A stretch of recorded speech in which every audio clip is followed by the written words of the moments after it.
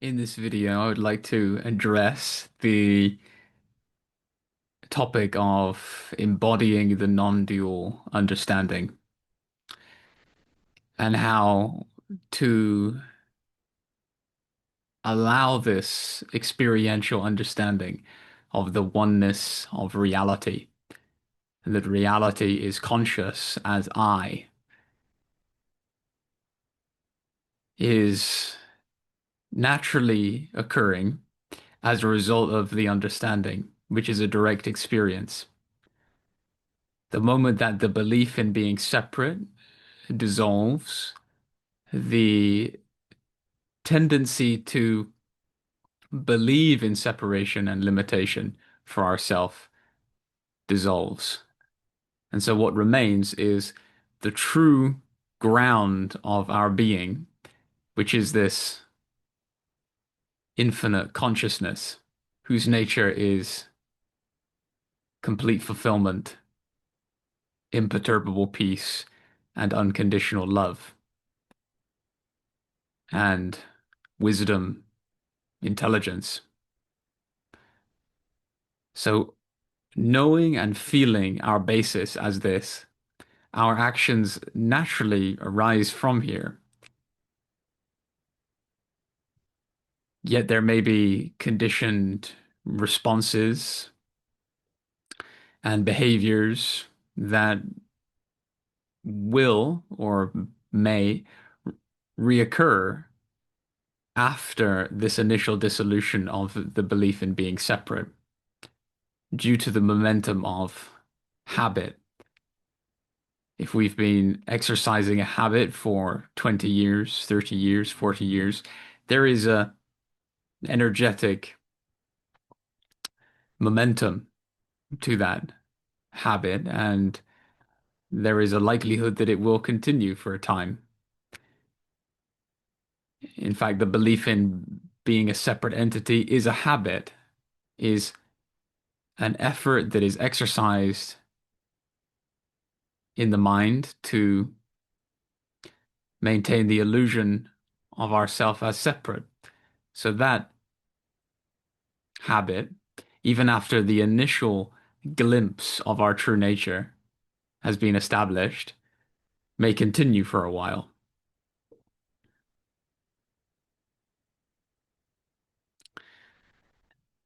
And it's important to recognize that our self is timelessly free of all of those habits and any belief and any thought and any perception. For it is that understanding which is immediately available now is what takes care of these habits. For when they arise, they draw attention and they are entertained or manifested in the form of an action. If we establish that the true nature of ourself is unlimited, that this action is not a direct expression of what we essentially are, then we undermine that habit.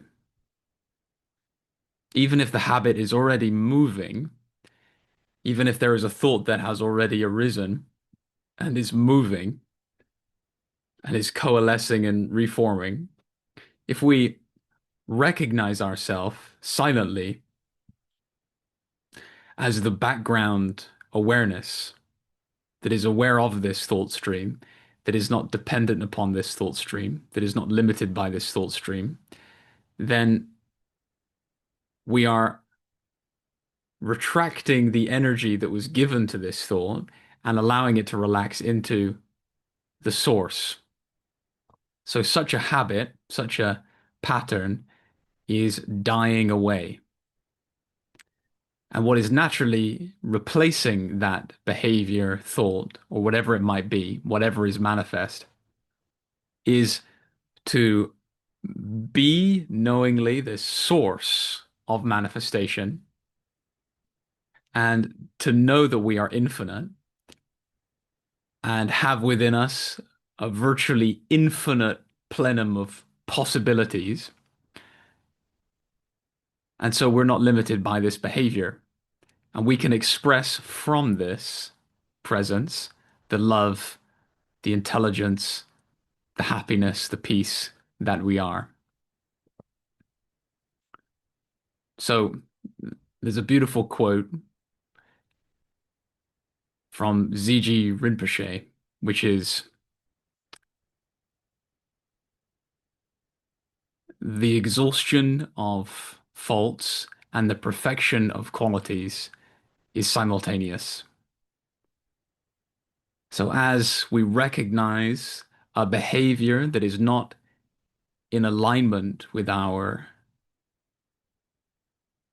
deepest desire of our true nature to express love, peace, happiness, in that moment, there is an exhaustion of that habit or behavior, and the immediate bringing forth of a quality or characteristic or new behavior that is a direct expression of our true nature,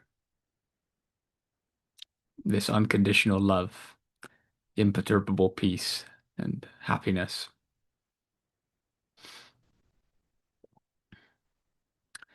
Say we have been conditioned in our body mind to be afraid of particular situations. So this situation arises, our mind interprets the situation to be similar to a past situation in which there was danger for a personal entity. And so the concept of fear arises, and there's the identification, perhaps, I am afraid. So that is a pattern of behavior that arises in a moment. What to do in that moment is just to see clearly that the I that is afraid is not the true self of pure awareness, the ever-present witness of this flow of experience. And so it's immediately recognized that awareness is not afraid. It is an illusory I that is afraid. So we have exhausted this habit. We have undermined this habit of believing we are afraid in response to this situation. And so immediately what we have access to is the intrinsic peace, happiness, and love that is our true nature. If we're inquiring into, which means if we're deeply contemplating silently the reality of awareness, we reveal to ourself, awareness reveals to itself its nature, which is unconditional love, peace, and happiness. And so instead of manifesting fear and a fearful entity in the face of this situation, there is the embodiment of love, peace, and happiness in the face of this situation.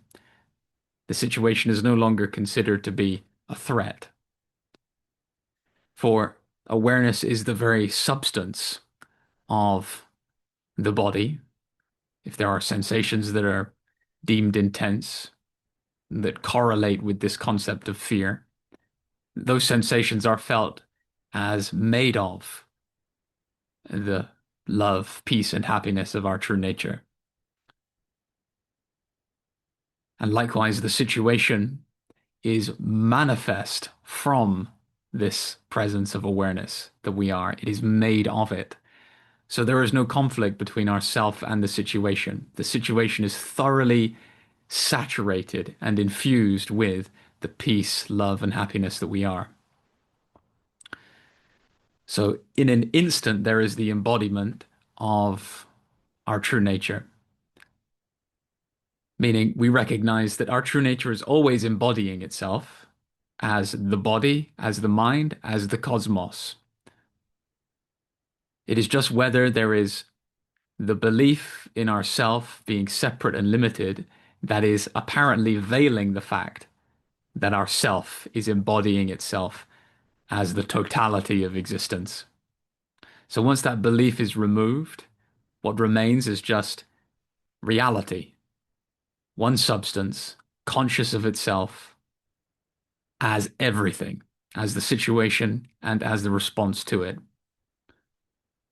So it is from this direct experience that behaviors, gestures, thoughts, feelings, perceptions issue forth a blessing. And the blessing is simply the sharing of the peace, happiness, and love that we essentially are with ourself, knowing full well that the situation and all participants in the situation are ourself.